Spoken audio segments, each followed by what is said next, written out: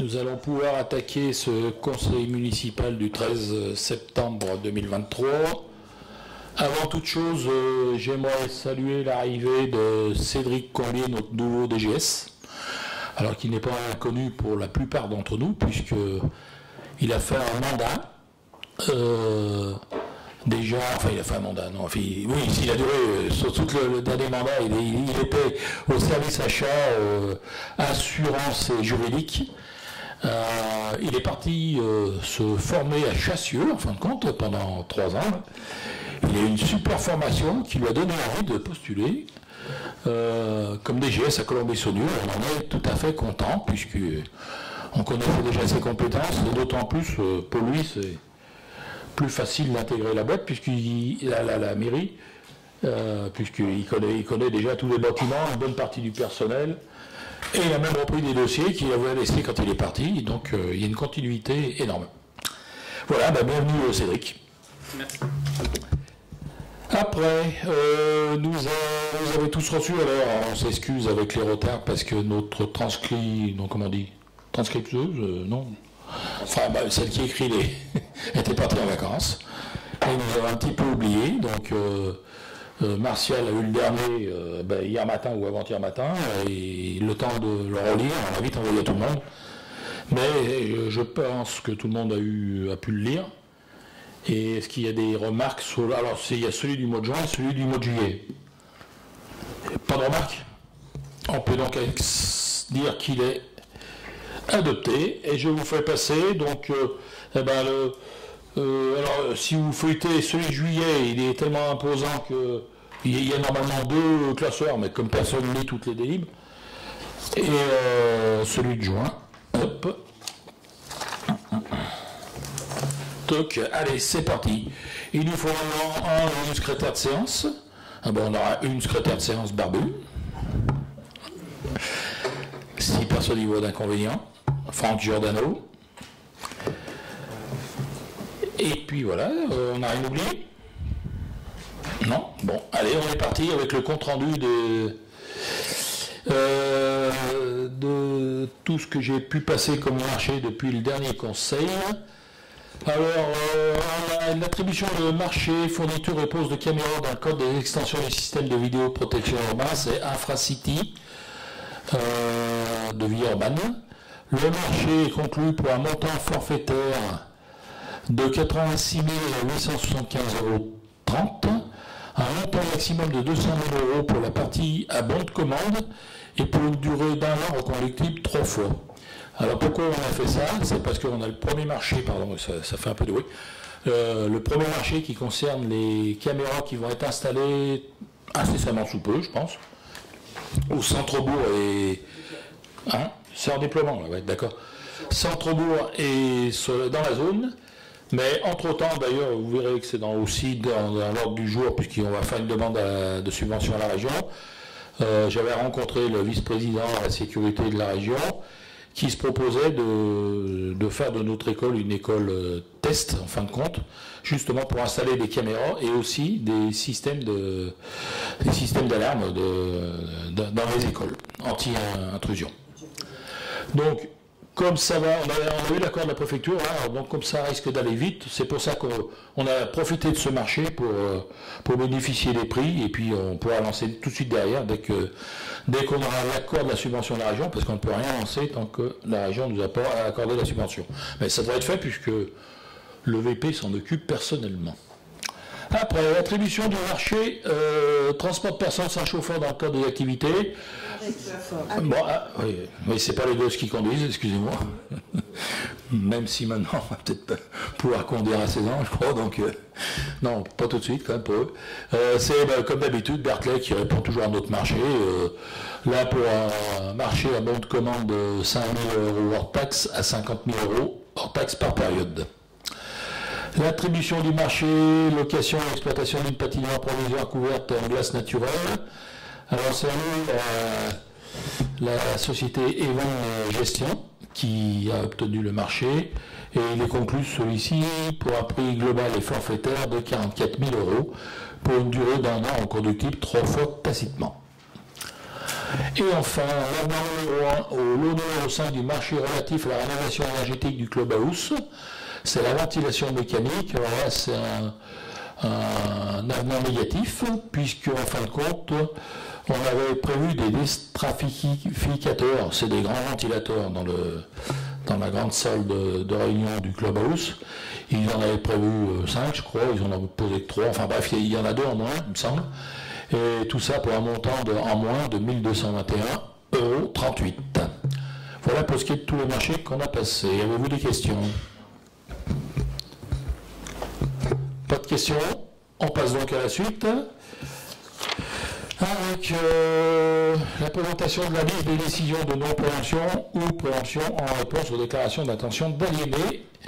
Et là, c'est Michel-Ange qui nous présente ça. Bonsoir tout le monde. DIA numéro 15 en zone UA-AN, la parcelle A437 et la parcelle A438, 327 rue de l'Église, 2668 mètres carrés de particulier à particulier. Entreprise, pardon. La 18 en UA, D910, D922, D342, 215 route de Lyon, 736 mètres carrés de particulier à particulier. La 19 en zone UA aussi, A463, 155 route de Planaise, 750 mètres carrés de commune à particulier. La 20 en zone UI, la ZS 172, 136 impasse Vue du Ciel, 750 mètres carrés d'entreprise à entreprise. La 21 en zone UC, ZI 109, 554 rue de la Rivoire, 968 mètres carrés particulier à particulier. La 22 en zone UB, parcelle A969, A973, 410 rue de la République, 1158 mètres carrés de particulier à particulier. La 23 en zone UC, A1209, 262 route des Évessais, 1012 mètres carrés. Et la 24 en zone UC, la ZP65, 554 route du Dauphiné, 1000 mètres carrés de particulier à particulier. Y a-t-il des questions? Pas de questions. On passe donc à la suite avec l'administration générale, et c'est l'approbation de la Convention pour la mise en œuvre de la politique d'attribution des logements sociaux. C'est Catherine Lopez qui nous présente ça. Donc, bonsoir. Conformément à la loi du 27 janvier 2017 relative à l'égalité et à la citoyenneté, dite loi égalité et citoyenneté, la communauté de communes de l'Est lyonnais, établissement public de coopération intercommunale compétent en matière d'habitat, développe sa politique d'accueil et d'information des demandeurs de logements sociaux via la mise en place d'une conférence intercommunale du logement, CIL, et d'une convention intercommunale d'attribution, CIA. Un plan partenarial de la gestion de la demande et d'information du demandeur a également été approuvé le 4 février 2020, puis révisé le 27 juin 2023, afin de structurer un niveau d'accueil et d'information des demandeurs de logements sociaux harmonisé et de proximité sur le territoire intercommunal. Ainsi, 3 niveaux d'accueil et d'information ont été définis sur la CCEL. Niveau 1, accueil et information générale, c'est la commune de Jonc. Niveau 2, accueil et information générale, plus enregistrement de la demande, toutes les communes de la CCEL excepté la commune de Jonc. Niveau 3, accueil et information générale, plus enregistrement de la demande, plus accompagnement social pour les ménages plus fragiles, Jeunesse, plus département du Rhône, plus association du territoire. La dernière CIL, réunie le 7 février 2023, a par ailleurs validé les axes d'évolution suivants. L'ouverture d'un accès à un outil de gestion partagé pour les communes, choix d'utiliser le système national d'enregistrement dit CSNE. La validation d'un système de cotation respectant à la fois le cadre réglementaire et les critères locaux. La mise en place d'une commission de coordination des attributions avec les partenaires. Au vu de ces évolutions, il convient à chaque lieu d'accueil et d'information de formaliser ses engagements dans le cadre d'une convention d'application valant labellisation du service d'accueil et d'information des demandeurs. Les communes de la CCEL, via leur CCAS, sont ainsi partie prenante du SIAD. Il est donc proposé au conseil municipal d'autoriser Monsieur le maire à signer la convention d'application du PPGDID valant labellisation du service d'accueil et d'information des demandeurs et tout document s'y rattachant, notamment la convention de demande d'accès au SNE en tant que guichet enregistreur avec la préfecture. Avez-vous des questions? Pas de questions, on passe donc au vote. Qui est contre? Qui s'abstient? Et bien donc adopté à l'unanimité. On en vient après à l'évolution des montants de la participation pour le financement de l'assainissement collectif, la fameuse PAC, qui vous est présentée par Georges Miscugliosi. Alors, évolution des montants de la participation pour le financement de l'assainissement collectif, PAC. La participation pour le financement de l'assainissement collectif a été instaurée par la loi numéro 2012-354 du 14 mars 2012. Elle s'est substituée à la participation pour le raccordement à l'égout et est applicable aux propriétaires des immeubles soumis à obligation de raccordement. Le conseil municipal de la commune de Colombey-Saunieux a instauré la PAC lors de sa séance du 3 octobre 2012. La nécessité d'un contrôle des branchements en fin de chantier par la SOGEDO, vérification de la conformité des branchements, représentant une charge supplémentaire pour la collectivité, il est proposé une évolution des montants de la PAC. En effet, on s'aperçoit qu'à la fin des constructions des immeubles ou même des maisons individuelles, il faut qu'on mandate la SOGEDO pour vérifier les tuyaux, s'il n'y a pas des graviers à l'intérieur, s'il n'y a pas de l'enrobé, qui pourrait boucher par la suite les canalisations. Le conseil municipal de... la nécessité d'un contrôle de branchement en fin de chantier par GEO, vérification de la conformité des branchements représentant une charge supplémentaire pour la collectivité, il est proposé une évolution des montants de la PAC. Modification du montant de la participation pour le financement de l'assainissement collectif pour les constructions nouvelles et constructions existantes. Le montant de la PAC, actuellement fixé à 1 000 € par logement, est revalorisé à 1 200 €, qu'il soit individuel ou collectif, avec un maximum de 18 000 €. Dans le cas des immeubles collectifs au-delà de 15 logements, le montant maximal est fixé à 18 000 €, réparti au prorata du nombre de logements, afin que le total des PAC des logements ne dépasse pas 80% du coût de l'assainissement individuel de l'immeuble. Maintien du montant de la participation pour le financement de l'assainissement collectif pour les propriétaires d'immeubles ou d'établissements nouveaux ou existants qui produisent des eaux usées provenant d'usages assimilables à un usage domestique. Pour rappel, le but de cette participation est de participer aux investissements réalisés, amortissement du patrimoine, réseau, poste de relèvement et de la station d'épuration, et à venir. Redimensionnement des réseaux, des postes de relèvement et de la station d'épuration découlant de l'augmentation des raccordements dans le temps. Il est proposé au conseil municipal d'approuver l'évolution des montants de la PAC. Avez-vous des questions? Monsieur Aguirre. Bon, une petite remarque. 200 € supplémentaires pour une visite finale nous paraît un peu excessif. Donc on votera contre. Bon, c'est le prix que nous prend la SOGEDO. On a tout simplement rajouté le prix. Maintenant, on a qu'à regarder dans les alentours. On est les moins chers et de très loin de toutes les communes du Rhône. Donc, il y en a qui montent jusqu'à 10 000 €. Vous voyez qu'à 1200, on est encore loin de... Je vais vous dire, Mamie qui ne fait pas payer ses charrues de PAC, mais Charrieux fait payer les travaux. Alors c'est encore pire. Donc il vaut mieux payer une PAC et pas payer les travaux. Voilà. Bon, pas d'autres questions? On passe donc au vote. Qui est contre? Qui s'abstient? Eh bien donc adopté à la majorité et 4 votes contre. 5, pardon. Ah oui. On en passe au point suivant, avec l'adoption du rapport sur le prix de la qualité du service public de l'eau potable de 2022. Et c'est à nouveau Georges Miscugliosi qui nous présente ça. Il faut que je dise un tableau. Ouais. Un tableau. Alors, le Code général des collectivités, mais je l'ai, c'est bon. Non, mais... Ah ben vous, oui, il faut l'avoir aussi. Le Code général des collectivités territoriales, CGCT, impose par son article L222-4-5 la réalisation d'un rapport annuel sur le prix et la qualité du service RPQS d'assainissement non collectif. Ce rapport est soumis à l'adoption du conseil municipal dans les 9 mois qui suivent la clôture de l'exercice concerné. Adoption du rapport sur le prix et la qualité du service public d'assainissement collectif. Alors ça c'est la même chose, mais c'est pour l'assainissement. Je vais vous... Ouais, il faut passer tous les trucs en revue. Je vais vous passer tous les tableaux en revue. Donc, pour le service de l'eau. Pardon. Bon, on vous présente les deux, puis après on votera en 2 fois, parce que c'est 2 points.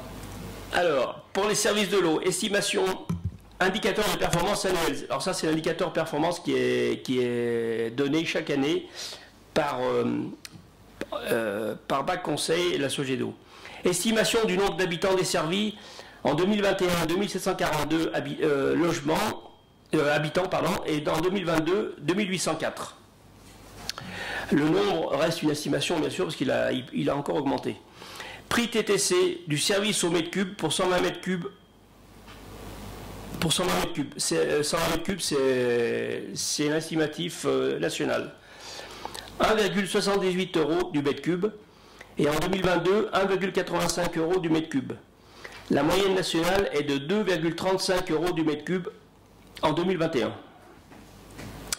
Délai maximal d'ouverture des branchements pour les nouveaux abonnés. Ça, c'est le délai pour l'ouverture d'un branchement quand il y a un nouvel abonné qui téléphone à la Sogedo. 24 heures en 2021, 24 heures en 2022, c'est un délai contractuel. Taux de conformité des prélèvements sur les eaux distribuées réalisés au titre du contrôle sanitaire par rapport aux limites de qualité pour ce qui concerne la microbiologie. 100% en 2021, 100% en 2022, la moyenne nationale est de 98,5. Taux de conformité des prélèvements sur les eaux distribuées réalisés au titre du contrôle sanitaire par rapport aux limites de qualité pour ce qui concerne les paramètres physico-chimiques. En 2021, 100%, en 2022, 93,75. La moyenne nationale est de 96,7 en 2021. En fait, il a été fait un prélèvement non conforme sur le paramètre métolachlore ESA. Indice de connaissance et de gestion patrimoniale des réseaux d'eau potable. En 2021, 105 sur 120, c'est une note, c'est une note globale. Et en 2022, il est identique, 105 sur 120. Donc, bonne connaissance du patrimoine enterré. Rendement du réseau de distribution. En 2021, le rendement était de 90,8% et en 2022, 94,4%. Le rendement est très élevé. Indice linéaire des volumes non comptés. 1,8 m3 par kilomètre et par jour. Et en 2022, 0,9 m3 km et par jour. La moyenne nationale est de 3,3 m3 km par jour en 2021. Donc ça, c'est ce qui est perdu dans la nature, qui est dû aux fuites ou aux prélèvements abusifs. Indice linéaire des volumes non comptés. Non. Ah non, je viens de le dire. Indice linéaire des pertes de réseau, pardon. 1,5 m3 par kilomètre et par jour. Et en 2022, 0,4 m3 km par jour. La moyenne nationale est aussi de 3,3 m3 par kilomètre et par jour. Taux moyen de renouvellement des réseaux d'eau potable. Alors, c'est 0% en 2021-2022, mais comme le réseau est récent et le rendement est élevé, il n'y a pas besoin, on n'a pas vu de besoin actuellement pour renouveler du réseau. À chaque fois qu'on refait une route, on fait attention, on fait vérifier par Sogedo s'il faut modifier quelque chose. Voilà. S'il faut investir. J'en suis où là? Indice d'avancement de la protection de la ressource en eau. En 2021, 62,8%. En 2022, 68,3%. Donc le Cipenois a un taux à 40%, c'est ce qui nous est donné. Le Ciepel est à 80%. C'est un taux qui nous a donné aussi par le Ciepel. Et la station de Reculon, on a un taux de protection de la ressource à 80%. C'est pareil, c'est un pourcentage qui est calculé par l'ARS. Montant des abandons de créances ou des versements à un fonds de solidarité, 0 € par mètre cube, 0 € par mètre cube en 2022. Taux d'occurrence des interruptions de service non programmées. Ça, c'est les pannes d'eau potable non programmées. Le taux était de 1,59 en 2021, il est de 0% en 2022. Pour 1000. C'est pour 1000. Pour 1000. C'est 0. Moyenne nationale 2,6 pour 1000. Taux de respect du délai maximal d'ouverture des branchements pour les nouveaux abonnés.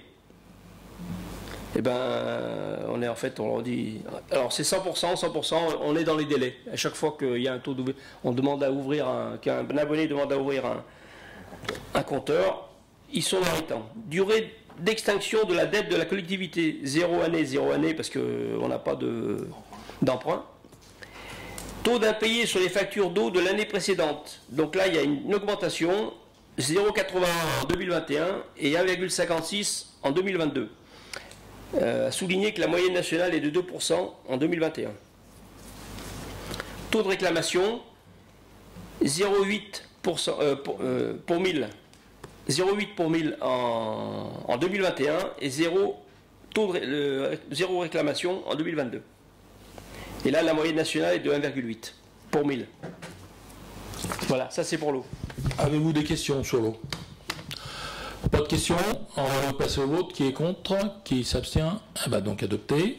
Et on passe maintenant pour la même chose à l'assainissement. Alors, assainissement collectif. Estimation du nombre d'habitants desservis par un réseau de collecte. 2633 en 2021 et 2766 en 2022. Alors pareil, le nombre reste une estimation. Nombre d'autorisations de déversement d'effluents, là on a eu 0 demande d'autorisation et on a donné 0 autorisation. Quantité de boue issue des ouvrages d'épuration, 22,21 tonnes de matière sèche et 19 tonnes de matière sèche. Donc là la filière de valorisation est le compostage. Donc en 2022 on a baissé un petit peu la quantité de boue. Prix TTC du service au mètre cube pour 120 mètres cubes. 1,84 € par mètre cube.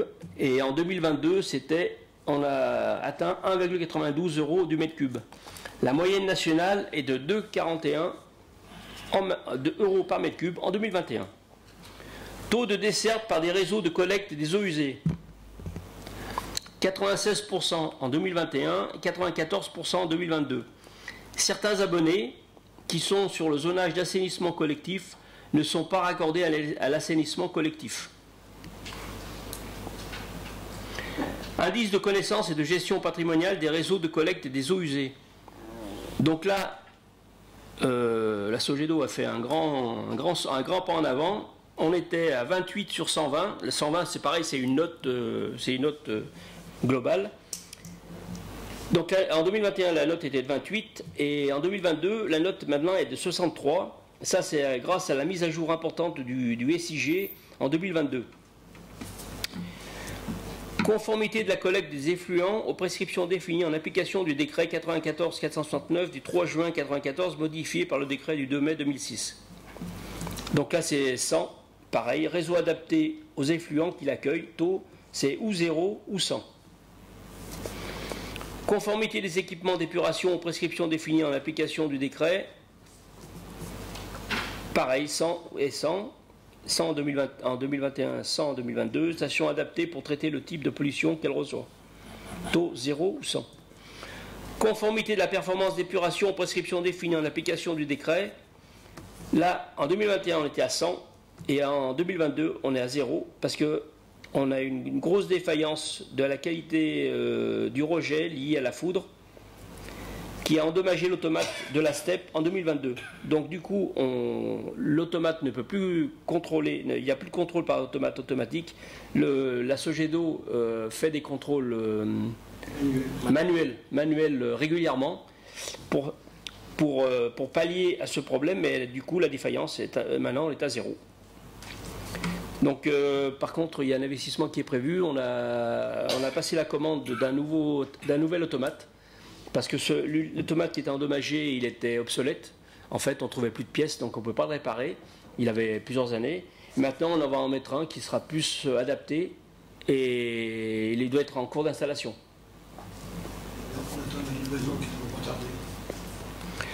Taux de boue issu des ouvrages d'épuration évacués selon la filière conforme à la réglementation, donc là c'est 100%, donc c'est pareil, hein, c'est par compostage. Montant des abandons de créances ou des versements à un fonds de solidarité, là c'est 0. Taux de débordement d'effluents dans les locaux des usagers, c'est 0 pour 1000, j'ai compris maintenant. Moyenne nationale, c'est 0,04 pour 1000. Nombre de points du réseau nécessitant les interventions fréquentes de curage par 100 km de réseau. Donc là, il y en a 4. Non. 4 km. Nombre de points. Non, mais c'est nombre de points, il y a 4. On a que 25 km de réseau. Et comme il n'y a eu qu'un seul problème, mais ça fait 4. 100 km, ça fait 4. Donc il y a un secteur problématique sur la commune. Enfin, que 25 km.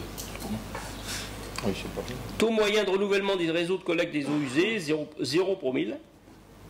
Pareil, hein, c'est le réseau, il est assez récent et il n'y a pas de. On n'a pas encore retravaillé sur les investissements de réseau. Par contre, hein, c'est pareil. Hein, avant de faire la route de Lyon, par exemple, on a demandé à Sogedo de passer la caméra dans les canalisations. Conformité des performances des équipements d'épuration. 100%. 75% en 2022. Certains prélèvements sont non conformes en cause la foudre qui a endommagé l'automate de la STEP en 2022. En 2023, ce sera encore pareil. Indice de connaissance des rejets au milieu naturel par les réseaux de collecte des eaux usées, 100 sur 120 en 2021, 100 sur 120 en 2022. C'est pareil, c'est un calcul, c'est une note globale. Durée d'extinction de la dette de la collectivité. Là, c'est pareil, comme il n'y a pas de prêt d'emprunt, donc c'est 0 année, c'est 0. Taux d'impayé sur les factures d'assainissement de l'année précédente, 0,77% et 1,32% en 2022, donc là c'est pareil, ça a augmenté. Moyenne nationale de 2,2% en 2021. Taux de réclamation, 0,8 pour 1000 et 0%, pareil comme l'eau, en 2022. Ensuite, je vais vous parler de l'assainissement non collectif. L'indicateur des performances annuelles. Donc, estimation du nombre d'habitants desservis par le service d'assainissement non collectif. 56 en 2021, 34 en 2022. Le nombre reste une estimation. Indice de mise en œuvre de l'assainissement non collectif, 100 sur 140 et 100 sur 140 en 2022, pareil. Et taux de conformité des dispositifs d'assainissement non collectif, 40,9%.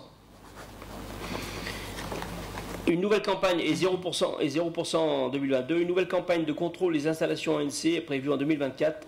Source Sogedo. Voilà, ça c'est pour s'assurer la conformité des dispositifs. Ça c'est compliqué. Voilà, tous ces chiffres, on était tenus de tous les donner, donc ça a été fait. Avez-vous des questions? Monsieur Dumont. Bonjour. La foudre, elle est tombée quand? En 2022, mais c'était au printemps, je pense. Au printemps, début d'année, fin d'année? Non, c'était au printemps. Ouais. Début d'année 2022. Et un micro. Pardon. Non, c'était début d'année 2022. D'accord. Et l'automate, aujourd'hui, il n'est toujours pas changé, c'est ça? Non, il a été commandé. Alors, ce qui s'est passé, c'est qu'ils ont. Sogedo a cherché. a cherché pendant longtemps à réparer l'automate. Ils ont essayé de trouver le fournisseur initial pour trouver des pièces. Ils n'ont pas trouvé de pièces. Donc, ce temps-là a pris du temps. Et ensuite, ils ont cherché un automate qui puisse se monter sur la steppe. Donc ils l'ont trouvé, ils nous ont fait un devis, on a passé la commande est passée, maintenant on attend l'automate pour le changer. Voilà, en sachant que c'est clair qu'aujourd'hui ils ont mis une solution alternative pour s'assurer de la qualité des rejets. D'accord. Aujourd'hui, on sait ce qu'on rejette, on est juste moins précis sur la qualité, quoi. Enfin, le calcul qui est donné là, ça vient d'un calcul automatique. Et là, comme le contrôle n'est pas automatique, et ben c'est 0. Bon, ce qu'il y a surtout, c'est qu'en fin de compte, la qualité est toujours la même, sauf qu'on est moins précis sur les données. puisqu'on n'a pas des données, l'automate il le fait toutes les heures si on veut, que l'INO, je pense pas qu'il passe toutes les heures à la station pour faire les relevés, c'est ça. Et en fin de compte, après c'est l'administration, il vous manque un chiffre, paf, on a eu 0, voilà. Si les 99 autres chiffres ils sont bons, ils nous mettent 100, enfin ils nous mettent 0 pareil quoi. Voilà, c'est assez compliqué. Les qualités de rejet sont bonnes. Les qualités de rejet sont bonnes. Ce qui nous est difficile à gérer, par exemple, c'est vous voyez, 19 tonnes de matière sèche à mon avis, on va en avoir plus. Ça nous est difficile à gérer, à savoir quand il faut tirer, pas tirer, donc on tire à vue de à vue de calcul manuel. Voilà. Mais les rejets sont les agents passent très souvent pour surveiller tout ça.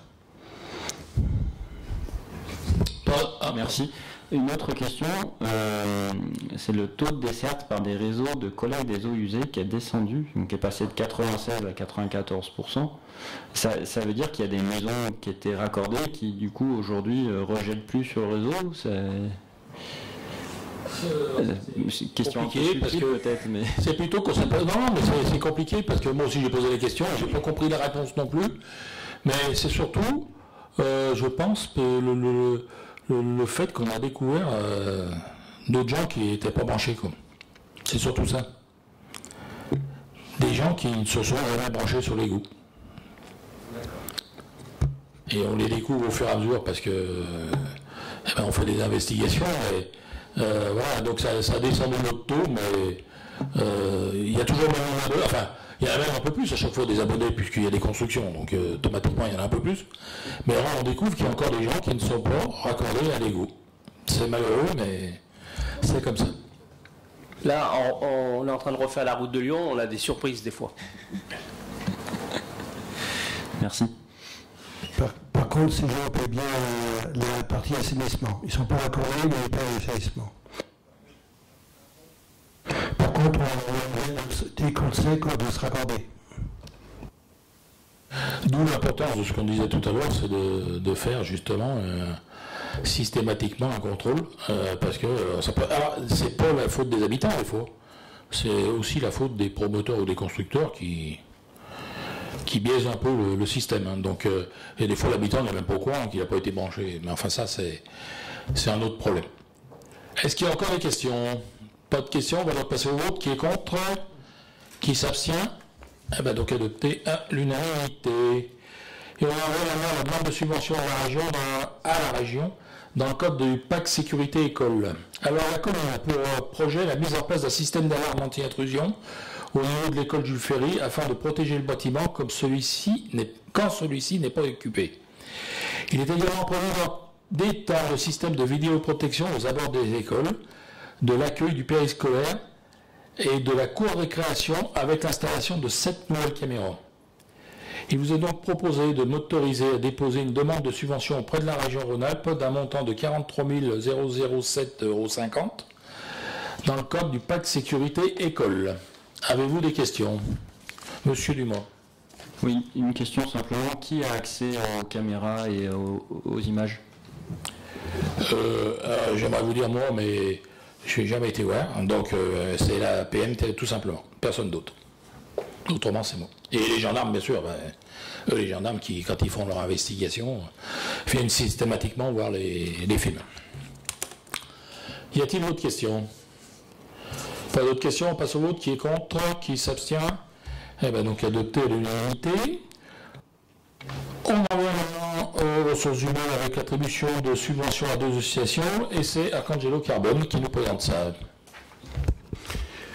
Les associations, les solidarités de l'OQ et le comité des fêtes ont fait parvenir des factures d'achat réalisées dans les commerces de la commune. Selon les modalités arrêtées par la commission sport et vie associative, elles peuvent prétendre à une prise en charge à la hauteur de 25% du montant des factures présentées dans la unité de 600 €. Aucune des deux n'avait jusque-là souhaité de prise en charge.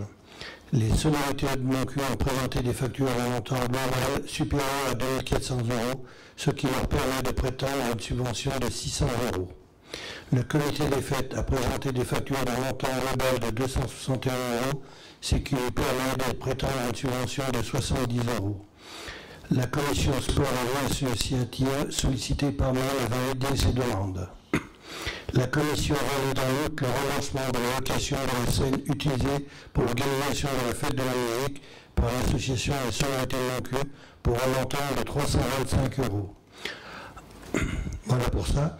Donc, j'ai un autre problème. Enfin, le bilan financier de l'association Les Sonorités de Moncu fait apparaître à l'issue du Plénum Fest un déficit de 2570. Pardon 9000. J'ai dit quoi 2000. 9000, non, je ne mettrai pas le reste. 9570,88 €, en partie liée à la prise en charge de 2 factures que la commune a dû supporter. De ce fait, la commission sport et voies associatives a veillé à 3 voix pour en abstention le versement d'une subvention de 9571 €, destiné à équilibrer les comptes de l'association et lui permettre d'organiser ses événements à la fin de l'année conformément à la possibilité prévue par la convention de partenariat conclue entre la commune et l'association. Donc il a proposé au conseil municipal d'octroyer une subvention d'un montant de 10 496 € à l'attention des sonorités de Moncu et de 70 € à l'attention du comité des fêtes. Des questions?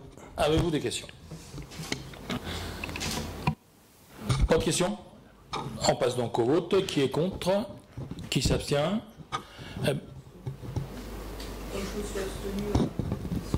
Alors. Allez. 4 abstentions, c'est votre dernier prix. Hop. Et donc le reste est pour. Après, on en revient avec une attribution d'une subvention exceptionnelle au bénéfice de l'association des Restos du Cœur. Et c'est Catherine qui nous propose ça. Fondée par Coluche en 1985, les Restos du Cœur est une association loi de 1901 reconnue d'utilité publique sous le nom officiel les Restaurants du Cœur, les Relais du Cœur. Ils ont pour but d'aider et d'apporter une assistance bénévole aux personnes démunies, notamment dans le domaine alimentaire, par l'accès à des repas gratuits et par la participation à leur insertion sociale et économique, ainsi qu'à toute action contre la pauvreté sous toutes ses formes.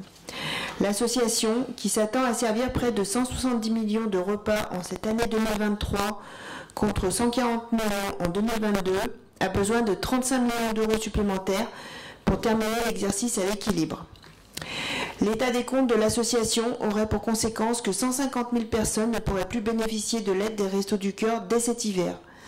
Une participation financière à hauteur de 50 centimes par habitant en France permettrait de combler le déficit 2023 de l'association. Notre commune disposant de ressources plus importantes que d'autres, il est proposé de faire un don à hauteur de 1 € par habitant et d'arrondir ce chiffre. Il est donc proposé au conseil municipal d'octroyer une subvention exceptionnelle à l'association Les Restaurants du Cœur, les Relais du Cœur, d'un montant de 3 000 €. Avez-vous des questions, Monsieur Aguirre? Petite remarque, bon, on est absolument favorable à cette subvention. Il y a une autre association, une très grosse association qui vit les mêmes difficultés, c'est la Croix-Rouge française.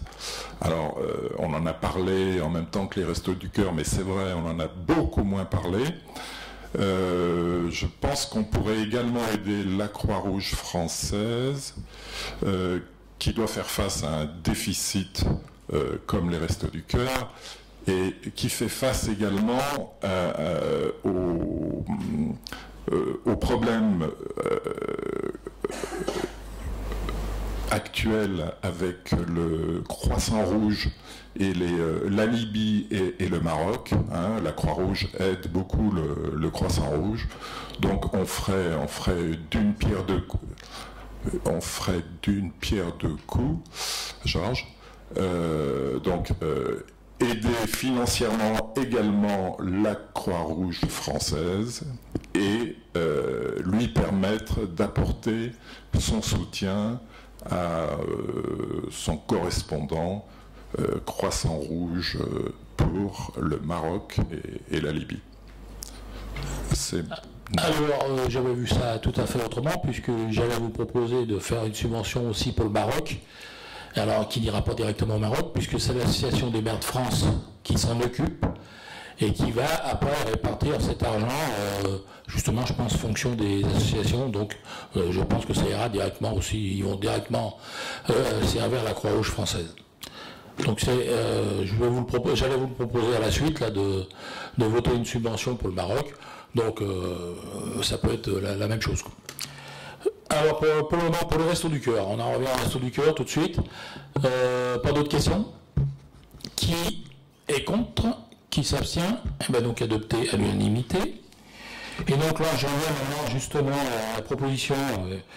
Et puis on pourrait dire il y a la Libye aussi qui vient d'arriver. Enfin, à ce moment, on est un peu sous le parapluie, mais pour la Libye, pour le moment, il n'y a rien engagé au niveau des associations. Donc, nous, il faut de toute façon qu'on marche avec soit les maires de France, soit quand l'État va lancer quelque chose. C'est pareil pour le Resto du Cœur. On m'a posé la question, ah oui, aussi, sur des dons en nature, pas en nature, en vêtements, en choses comme ça.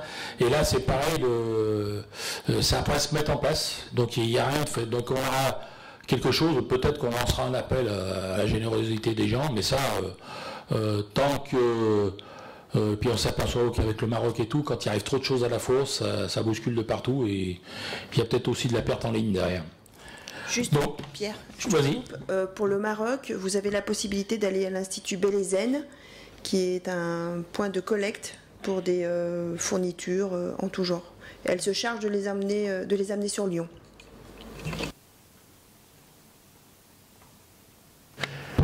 Alors, le FACECO, c'est-à-dire le Fonds d'action extérieure pour des collectivités territoriales, géré par le Centre de crise et de soutien du ministère de l'Europe et des Affaires étrangères, vise à fournir aux collectivités un outil leur permettant d'apporter une aide d'urgence aux victimes des crises humanitaires à travers le monde, qu'il s'agisse de crises soudaines ou durables.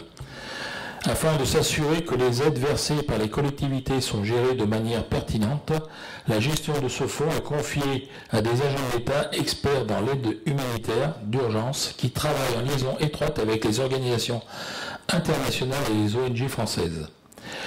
Pour rappel, le Maroc a subi un tremblement de terre de magnitude 6,8 dans la nuit du 8 ou 9 septembre entre Marrakech et Agadir. Je vous propose donc de pouvoir apporter notre soutien financier. Alors, je proposais la même chose que pour les Restos du Cœur, 3 000 €, afin que les populations touchées par ce séisme, ainsi que les organisations internationales qui interviennent sur place, puissent en bénéficier. Bon, là, c'est toujours pareil, c'est un début. Sûrement, peut-être qu'il faudra qu'on y revienne.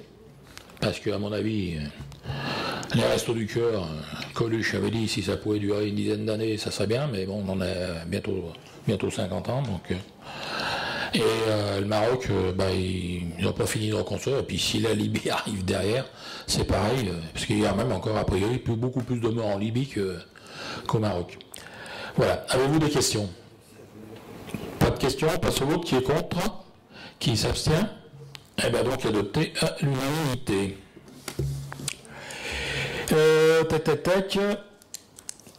Le Resto du Cœur, c'est fait. Tac.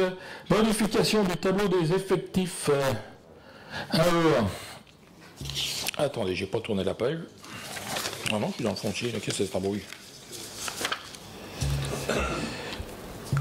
Oui, modification, pardon, j'avais pas tourné la page. Suppression tout d'abord d'un poste d'adjoint technique territorial, poste agent de propreté, à 17h30 par semaine, et création d'un poste permanent d'adjoint technique territorial, poste adjoint de propreté à temps complet. La modification du poste actuel d'agent et de propreté à 17h30 par semaine à un poste temps complet à partir du 1er janvier 2023. Comment 1er octobre 2023. Grade d'adjoint technique territorial qui permettrait de répondre à la nouvelle organisation du service propreté, agent monté en interne au sein du service des festivités. Je vous propose donc de passer ce poste à 17h30, de le passer à 35 heures. Des questions? Pas de questions, on passe donc au vote. Qui est contre? Qui s'abstient? Eh bien, un vote contre. Création d'un poste permanent d'adjoint administratif, poste d'agent d'accueil, agence postale communale et conseillère ou conseiller, France Service à temps complet, à compter du 1er octobre 2023. Alors, pour faire face à la volonté d'élargir les plages horaires d'accueil de l'agence postale communale et de l'antenne France Service, et pour répondre à des problématiques de service continu, difficultés lors des congés, de formation, d'absence non planifiées, l'embauche d'un agent d'accueil à l'APC et conseiller France Service à temps complet sur le grade d'adjoint administratif territorial à compter du 1er octobre 2023 est nécessaire. Avez-vous des questions? D'autant plus qu'on va encore élargir la plage d'ouverture de France Service devant le succès qu'elle connaît. On va, je crois, c'est prévu d'ouvrir le vendredi. C'est ça? Oui, ouais, c'est ça. C'est bien ça. Avez-vous des questions? Et un nouveau poste alors? Oui, parce qu'elles sont deux, donc on passera à 3. Pas d'autres questions? On passe au vote. Qui est contre? Qui s'abstient? Alors, 3 abstentions, 1 contre, et tout le reste est pour. Toc. Et on en va au foncier. Avec la rétrocession dans le domaine public de la voirie et de l'espace vert commun de lotissement le Clos de la Chelatière, rapport de la Chelatière, qui a mis en place la délibération 2021-07-70. Et c'est Georges qui nous présente ça. Rétrocession dans le domaine public de la voirie et de l'espace vert commun du lotissement du Clos de la Chelatière, impasse de la Chelatière, annule et remplace la délibération 2021-07-70. À la demande des copropriétaires du lotissement Le Clos de la Chelatière, une procédure de classement de la voie privée desservant ce lotissement dans la voirie et une procédure de transfert de propriété avaient été engagées. Ces démarches n'ayant pas abouti et afin de permettre à la commune d'assurer l'entretien régulier de la voirie et des espaces verts de ce lotissement, il convient de régulariser la situation. Une délibération en 2021 prévoyait la rétrocession dans le domaine public de la voirie et de l'espace vert commun du lotissement du Clos de la Chelatière, impasse de la Chelatière.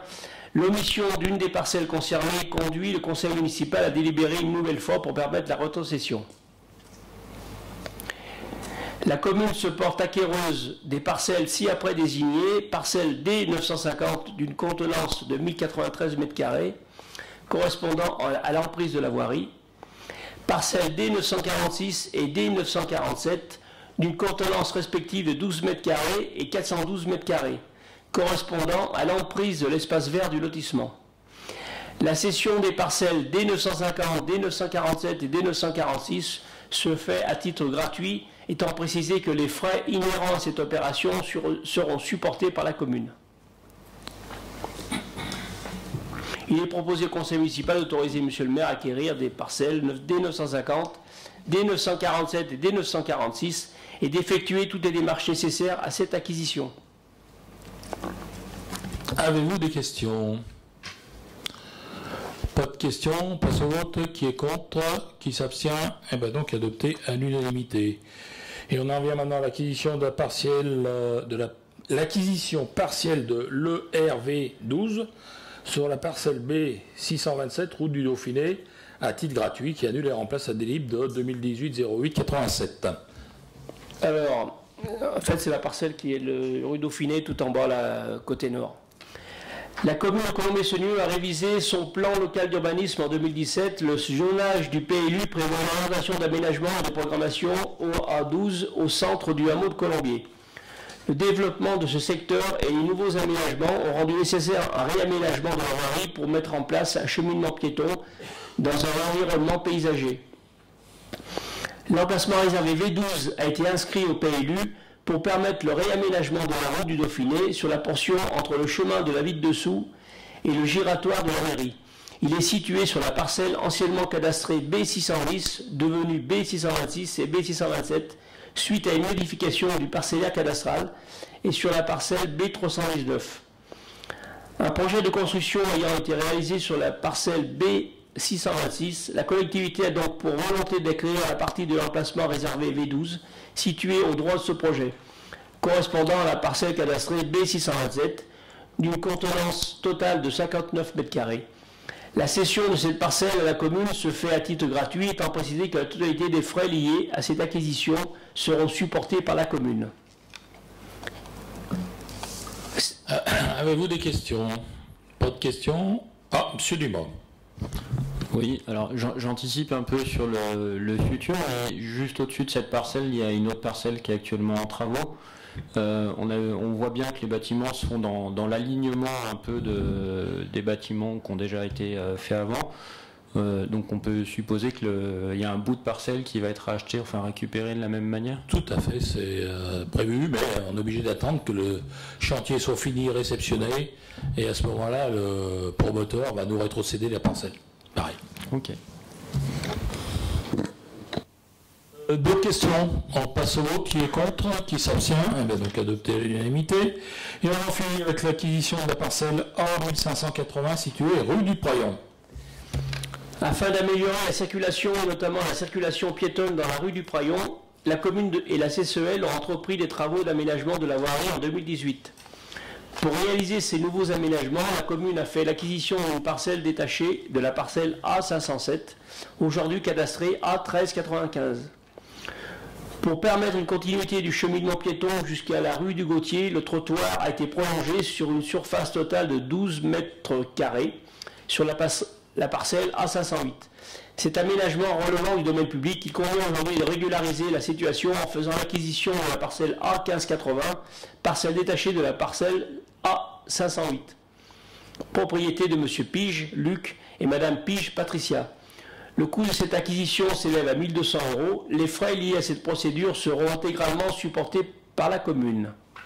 C'est une parcelle qui est située à l'angle de la rue du Prayon et rue du Gautier. Il y a une toute petite partie qui a été... on a fait un trottoir, on a refait un trottoir, et il y avait un trottoir qui avait été fait, donc on a racheté la partie là. C'est une régularisation plus... voilà. Une acquisition. Avez-vous des questions? Pas de questions, on passe donc au vote. Qui est contre? Qui s'abstient?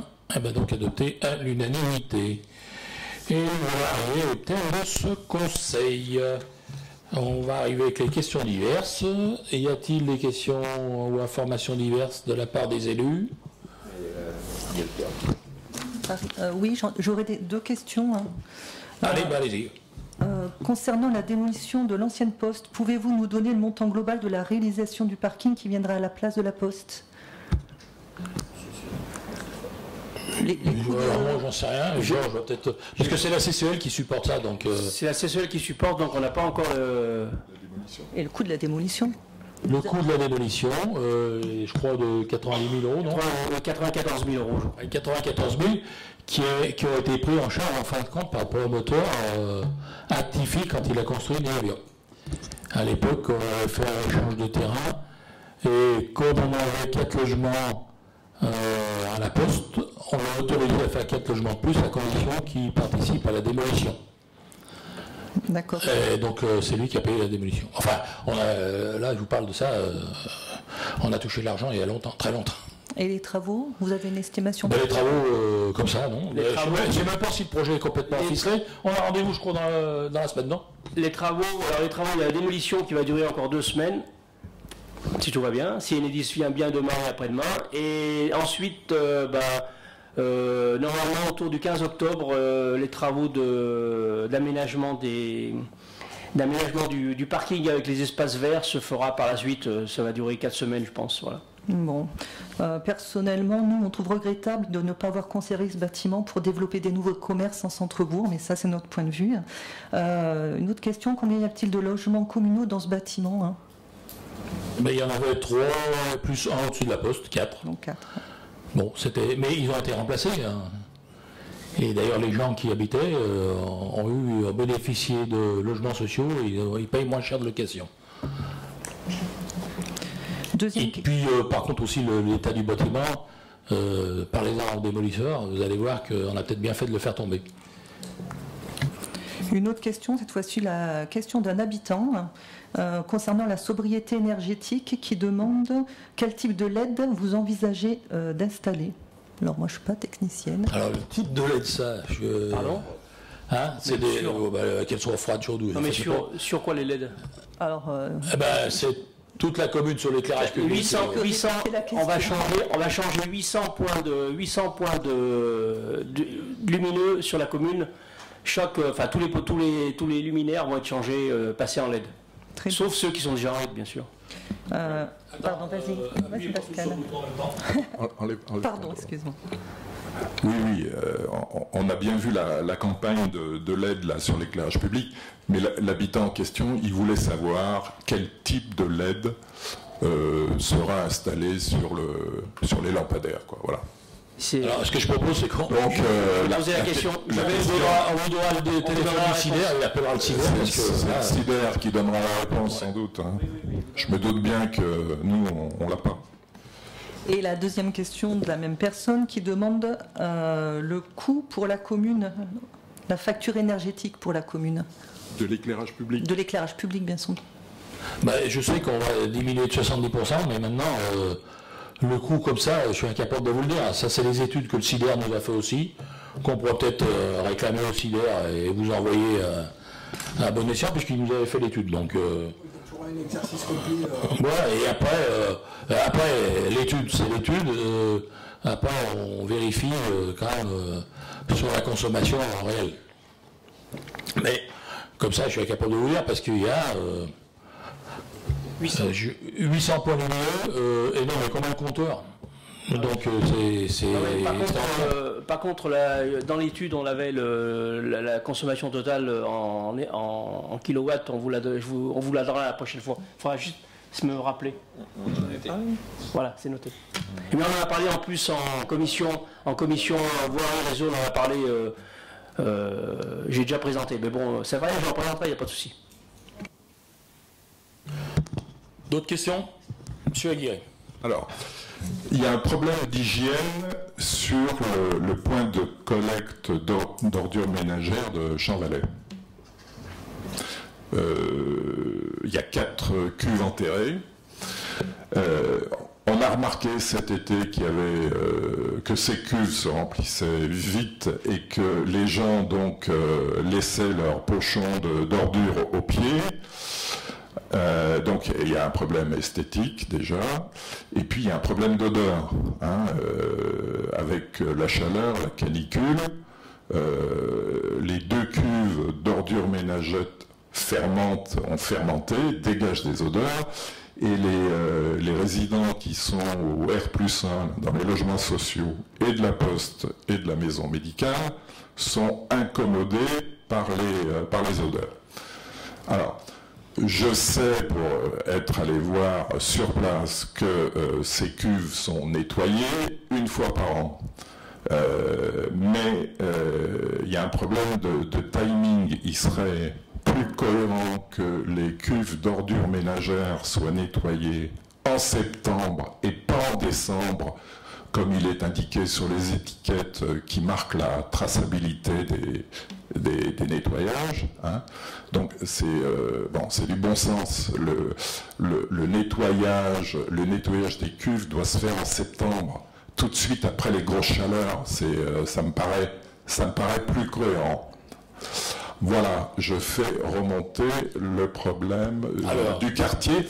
Je dirais même, je rajouterais que on pourrait l'accepter ailleurs, accepter entre guillemets, sauf que là, le point, il est quand même stratégique. On est devant l'entrée de la poste, on est devant le cabinet médical où il y a quand même un flux important de personnes qui viennent de tout le territoire et qui ont ce spectacle de pochons en plastique laissés au pied des cuves.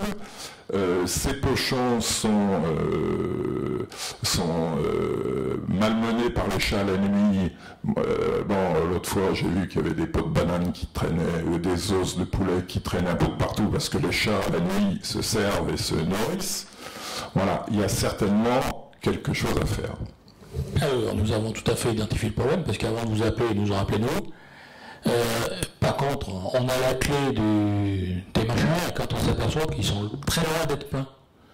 Seulement, il y a des gens qui mettent des sacs de 200 litres dedans. Ils y vont. Ce qui fait que quand vous renvoyez, c'est tout bourreau dedans et il n'y a plus rien qui descend. Et après, la nature étant comme ça, il y en a un qui pose un sac, celui d'après, j'ai vu faire un monsieur, il n'y a pas bien longtemps. Il a ouvert la porte de la voiture, il a acheté le sac, parce qu'il a vu qu'il y avait un sac à côté, il l'a acheté à côté.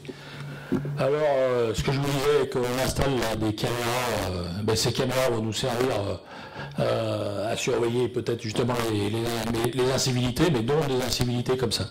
On pourra identifier les gens, pareil, ceux qui bourrent des cartons dans les bacs jaunes, enfin le silo jaune. Ils bourrent des cartons dedans, bourrent, et ça coince tout. Et voilà. Et c'est une mauvaise utilisation, en fin de compte, du matériel. Après, pour ce qui est des odeurs, tout à fait d'accord. On avait fait remonter le SMND, et le SMND a installé, normalement, des espèces de petits sticks comme on met dans nos toilettes, enfin c'est plus gros, et ça a une validité de 3 mois, et l'année passée ça avait bien marché. Ce que je comprends pas, c'est est-ce qu'ils en auront cette année ou pas, c'est ça. Donc je vais m'enseigner. Mais sachez que, d'ailleurs la preuve c'est que celui qui est vers l'ancienne poste, il n'y a pas de souci. Enfin, il y avait un souci avec une personne, on a attrapé la personne qui mettait son sac systématiquement à côté. Donc on lui a dit, ça y est, c'est fini. Mais là-bas, en fin de compte, c'est ça, c'est que des gens bourrent des affaires sans savoir, puis ils bourrent n'importe quoi, il faut voir ce qu'on trouve dedans. Voilà. Donc on est tout à fait conscient du problème et on n'est pas à traiter. Mais j'insiste sur le nettoyage, le nettoyage des cuves. Comme il est marqué sur les stickers qu'il y a sur la traçabilité, mais c'est pas mais je suis d'accord. C'est pas en décembre qu'il faut le faire, c'est en septembre, à la fin du mois. Il y a un truc qui me paraît bizarre parce que je suis quasiment persuadé qu'ils sont venus juste avant les vacances. Donc où le stick il n'a pas été posé, où il y a eu quelque chose. Si, il y a le stick, mais il coche avec un feutre le jour de. Oui, non, je te dis qu'ils sont là et nettoyés. En 2023, il n'y a pas de coche. Si, ils sont venus en 2023 avant les vacances. J'en suis sûr. Puisque j'avais reçu un mail en disant attention, et d'ailleurs même le Sassou on avait fait passer à la com, je sais plus si on avait fait dire, en disant attention, le matin les PAV vont être fermés parce que le gars vient ramasser. Et il condamne les PAV de façon à ce que le camion qui nettoyeur, en fin de compte, puisse les prendre et qu'ils soient vides, bien sûr. Parce que s'il y a la PAV, mais ils sont venus avant les vacances. Sûr. Oui, mais bon, ils sont venus avant les vacances, mais il faut qu'ils reviennent nettoyer après ces 2 mois de canicule. Oui, entièrement d'accord, mais... Voilà. En septembre, la fin septembre, il faut qu'ils reviennent. Si on le fait, il ne faudra pas venir me dire la TOM va augmenter. Parce que si tu savais le coût que c'est pour un nettoyage. Et moi je suis entièrement d'accord, mais tout a un coût. Et quand on le dit aux gens, ils ne trouvent pas normal que tout a un coût. Là c'est une société, c'est pas le SMND qui nettoie, c'est une société justement agréée pour le faire. Parce que sinon. Oui, c'est pas le SMND, c'est des fournisseurs. D'ailleurs, ceux qui nettoient les cuves jaunes, le fournisseur qui nettoie les cuves jaunes est différent du fournisseur qui nettoie les cuves des ordures ménagères, c'est pas le même nom. Hein. Mais j'insiste, c'est un point stratégique. Devant la poste, devant le cabinet médical, il y a quelque chose à faire. Et j'en ai parlé pas plus tard que quand c'est que j'étais en réunion au SMND, Vendredi passé, j'en ai parlé de ce sujet, puisqu'il était remonté à nous, et donc j'en ai parlé. Mais le SMND connaît beaucoup puisque le DGS s'en va, et en plus on s'est fait pirater au niveau informatique, ce qui fait que tous les dossiers ont été perdus. Il y a eu de juin, vous savez, on commence à sortir la tête de l'eau, mais de juin à septembre, là, ça a été assez compliqué pour ressortir tous les dossiers. Donc il se peut aussi que dans le nettoyage, justement, ils n'aient pas eu de retour de l'entreprise puisque tous les dossiers avaient disparu. Y a-t-il d'autres questions? Après, Léo. Donc, ce qui va se passer un peu sur la commune. Donc, vendredi 15, donc ce vendredi, on a un spectacle marin que je vous invite à venir. C'est un peu trash et c'est surtout pour les jeunes. Le dimanche 17, on a une brocante. Le vendredi, non, je ne le dis pas. Le vendredi 29, vous êtes tous invités à la cérémonie des distinctions des sportifs. Et j'en profite pour donner deux dates, une sur octobre et une sur novembre. Le 7 octobre, vous aurez le spectacle, Paisible en retraite. Et le 2 novembre, vous aurez même le plan. J'avais beaucoup moins, merci. Il n'y a pas de don du sang, non. Si, ben, je te laisse avancer. Donc le don du sang le 4 octobre, vous pouvez d'ores et déjà vous inscrire. Oui. Et le 14 octobre, les nouveaux habitants seront accueillis pour la demi-journée d'accueil à la MAC. Donc je laisse chacun propager la voie pour que les nouveaux arrivants s'inscrivent effectivement à l'accueil de la mairie pour les accueillir au mieux. Et Christian, n'oublie pas, le 20 octobre, la soirée blues. Et le 21 octobre, la marche rose. Bon, vous avez dit jusqu'à la fin du mois, mais on est déjà passé au mois d'octobre, fin octobre. On arrête. Parce que, pareil, je peux vous annoncer qu'en décembre, il y aura Noël. Bon, alors, s'il n'y a pas d'autres questions, on va donc clore ce conseil et donner la parole au public si le public a des questions à poser.